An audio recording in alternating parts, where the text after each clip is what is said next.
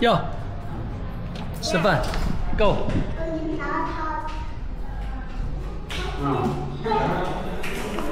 吃饭。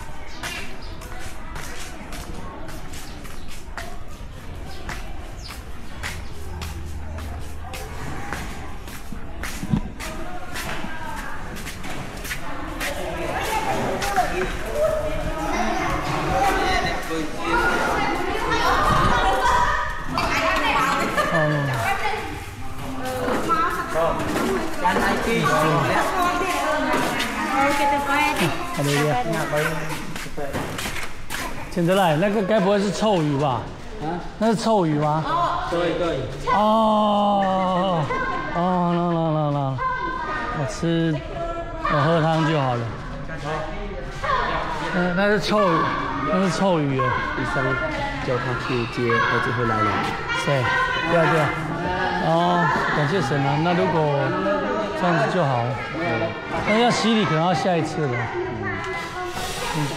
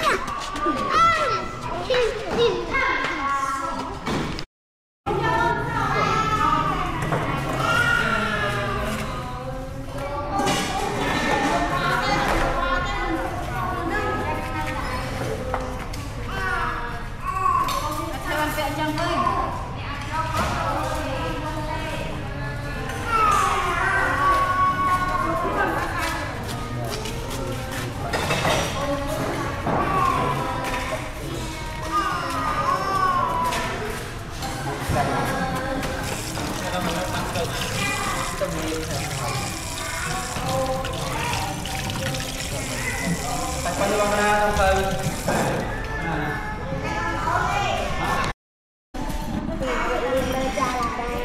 giờ sao mới to khoan mét to khang ốc nè trên là che thằng xin một tàu chữ quan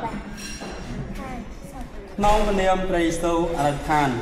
con sâm con ong được đông bàm tiền hà con được tổ tiền được ngày ní xóm vào được ra trong sâm mát hà này tôi chỉ ở sót về được con ọc này tổ tiên tới sâm được đòn cầm lăng từ nhà sọt đó nước chia ba cướp nhà người trong sự kiện của con ọc này đạiถ้าสมมติท่านจำโดยจะเป็นเป้าบางคนป้องใส่ก็จำหาที่นี่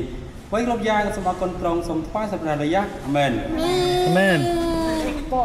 แม่บางห้าวน้อยถ้าตัวไปเตาไทยให้เลยมา臭鱼哥臭鱼的味道太厉害了กูไปไว้ติ้งมัวตับทับไม่ได้เลยกำมาได้คนละตัวบางจัง把臭鱼ไม่ได้บ้าพี่เรื่องนี้ไหมเนี่ยให้มันจะใส่หม้อนี่เลยเป็นแบบจ้าก็ก่อนไอ้จ้ามันอัดเรียบร้อยหายทั่วหลังจะหัวไปว่าหายจะมั้งร้อนอ่ะไฟเดียดปุ๊บพี่โดนจนยังไงโดนมั้งทำมันตัวจังนั้นโดนมั้งผมเป็นเปรี้ยวตัวอ่ะ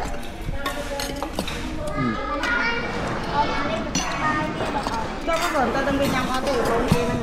nhăn tê mà chỉ là mòn tụi chỉ là mòn bảo tồn bom đó rồi mà chỉ là mòn ăn coi số tiền coi nhau mà số buồn nữa anh này là tiền mà có当还可以当还可以học cái lòng chưa tôi thử ăn một tinh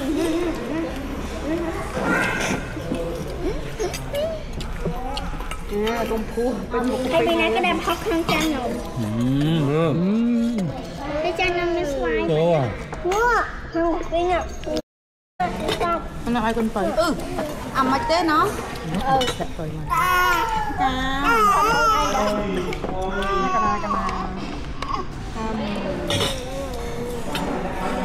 mà lư thế mà nhở tại mà cái cà phê là to vào dòng kinh cục lục mình chiên mau ấy mình hả bông nó xinh đừng hả sao mưa như rầu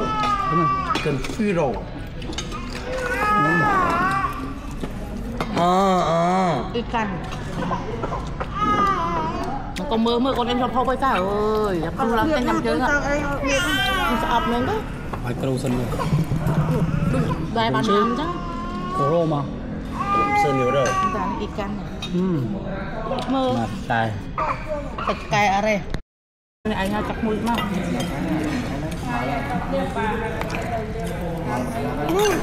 cho ăn à nếp này đang hay cái nếp trên kia là hôi古龙时候这里会这么冷吗？会，天气就这个节而已，可以变成这样，是吧？cho bà trai thôi được không? Pin chắc hào rửa. Pin mò ơi, chạy đi này. Bộ con này một. Nam. Thật là nó hơi. Nam. Tới. Nam ơi. À kêu. Như thế này. Nè, nhẹ.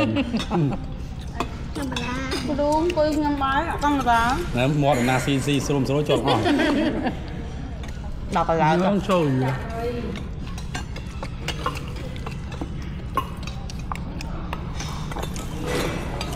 mà quầnซึ่ง我们这么记得说非常好吃它的味道很香哦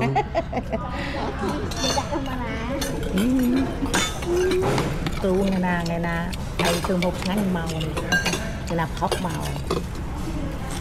ครูอะไรเคยอายครูมันเป็นความเพียรพร้อมเนี่ยได้จับเนี่ยเขา hôn nhân của nó tập tế rồi tới con ăn được thương nó một càng tới mua cho khi học thường